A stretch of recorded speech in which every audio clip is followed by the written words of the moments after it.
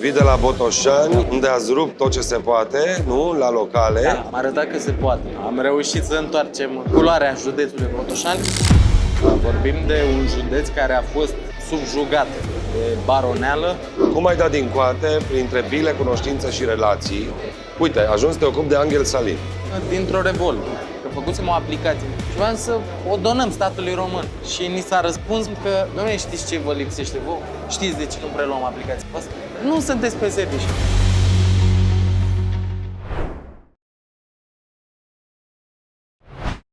Salutare, oameni buni! Suntem la Liberalii, sunt Adi Bucur și invitatul meu e Dita, secretarul de stat în Ministerul Dezvoltării de la centru, de la capitală, Eduard Mititelu. Edi, te salut! Te salut! Vii de la Botoșani, în organizația PNL Botoșani, unde ați rupt tot ce se poate, nu? La locale. Da, am reușit să întoarcem culoarea județului Botoșani. Ce relevanță are asta pentru noi toți și pentru tinerii din țara asta? Am arătat că se poate. Vorbim de un județ care a fost subjugat de baroneală, de o organizație PSD care ne-a făcut celebri într-un mod negativ. Fie că vorbim de Spitalul Județean, vorbim de dosarul șpăgilor pentru concursuri, despre moartea Alexandrei, despre tot ce înseamnă investiții la coada clasamentului.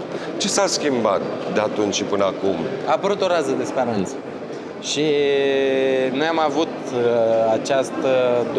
acest slogan relativ, pe lângă sloganul nostru informal, mândru că sunt moldovean, am avut și ideea de schimbare.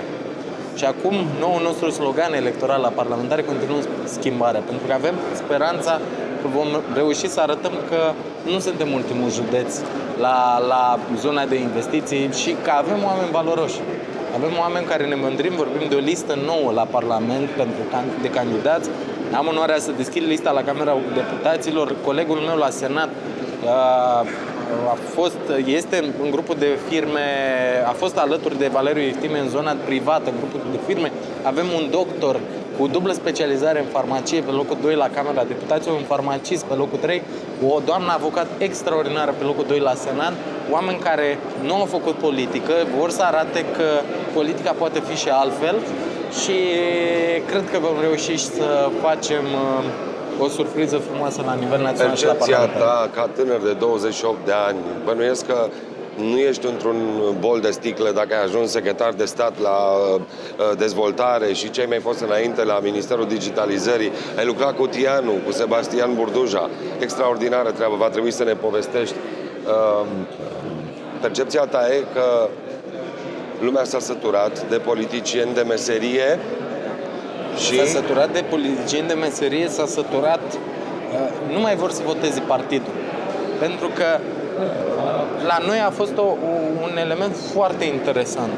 Lumea a votat omul Valeriu Ieftime și am încercat ca în reformarea Partidului Național Liberal, filiala Botoșani, să aducem oamenii în centrul partidului și profesioniști și tot ce putem ca să arătăm că poate lucrurile se pot schimba prin oameni.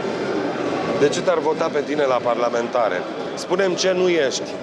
Ești băiat de bani gata, ești bazat profesional, ți-ai luat bacul cu notă bună, știi limbi străine? Nu sunt băiat de bani gata. Părinții mei... Știi că e la modă, tot ce te întreb eu e trendul României în ultimii 20 de ani. Nu sunt băiat de bani gata, dar mă bucur că nu sunt, pentru că am muncit, am fost antreprenor. Când am intrat în politică, am ajuns la așa numita, că acum e un termen de independență financiară. Nu-mi fac griji de ziua de mâine, dar pe munca mea. Părinții mi-au insuflat un lucru, cel mai important lucru, nu bani, educația. Educația și dorința de a face o schimbare în jurul meu. Și cum maică mea îmi spunea că ce ai în cap și munca nu ți le poate fura niciodată. Nimeni. Și atunci mă descurc, cunosc limbi străine, sunt inginer electronist, am terminat facultatea de electronică, am terminat masterul. Cum îți imaginezi că un șef de stat, un președinte, cum îl propune PSD-ul pe domnul Ciolacu, care nu știe o limbă străină, se poate descurca în situații la care îl solicită funcția. La nivel diplomatic, la nivel european, am avut onoarea să reprezint România de câteva ori în Ministerul Digitalizării și acum la Ministerul Dezvoltării. Contează până și nuanța, până și elementele de detaliu din discursul public. Nu poți să reprezinți România la capacitate maximă dacă nu cunoști limba engleză sau dacă o cunoști prost, dacă știi doar elemente de bază să te prezinți și să spui câți ani ai. Nu există așa ceva. Te iau altfel, Edi. Ce trebuie în România astăzi ca să recupereze și să grăbească ritmul recuperării decalajului dintre Est și Vest? Curaj. Care încă se simte. Curaj și oameni capabili în tot ce înseamnă administrație, în tot ce înseamnă colaborarea cu mediul privat. Bun, dar cum te-ai strecurat? Dă-ne exemplul tău în acest mediu înalt al politicii de la București. Cum ai dat din coate printre pile, cunoștințe și relații ca să poți să te ocupi de la Ministerul Dezvoltării sau din echipa de tineri a lui Burduja de la digitalizare? Uite, ai ajuns să te ocupi de Angel Salin. Dintr-o revoltă.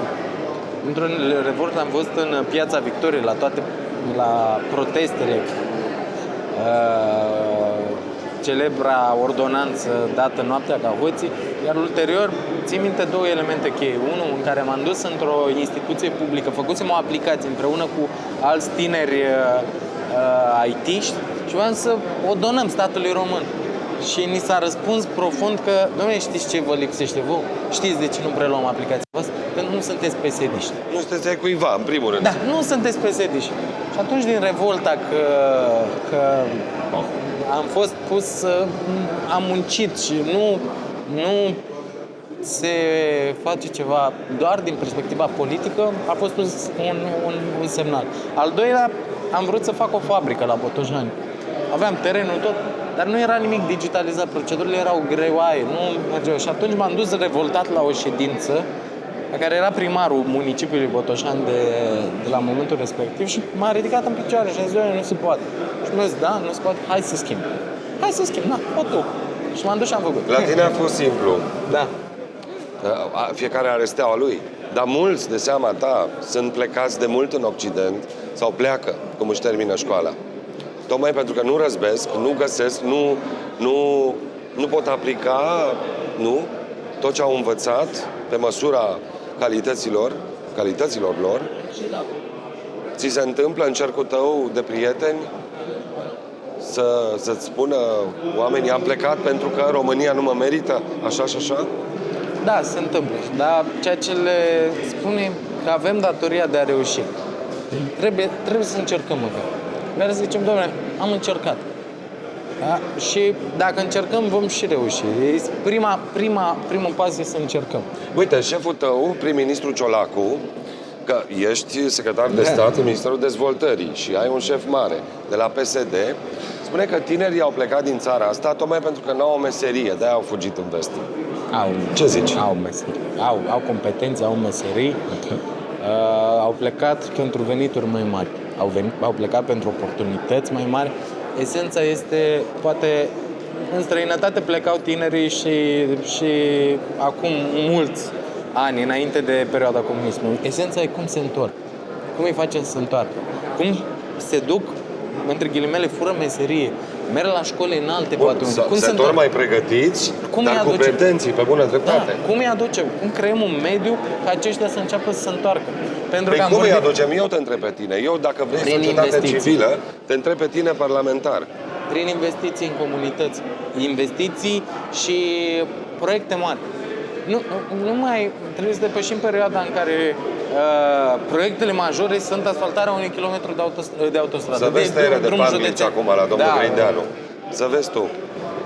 Nu trebuie proiecte mari, parcuri industriale, unde să oferim locuri de muncă. Avem oportunitatea de a fi un pol de dezvoltare economică, fiind la granița cu Ucraina. O să înceapă reconstrucția Ucrainei. Trebuie să fim pregătiți. Bun, începe Liga Aleșilor Locali. Mulțumesc tare mult, Eduard. Mult succes. Mulțumesc mult. Pe curând. Mulțumesc, ne revedem la Liberalii.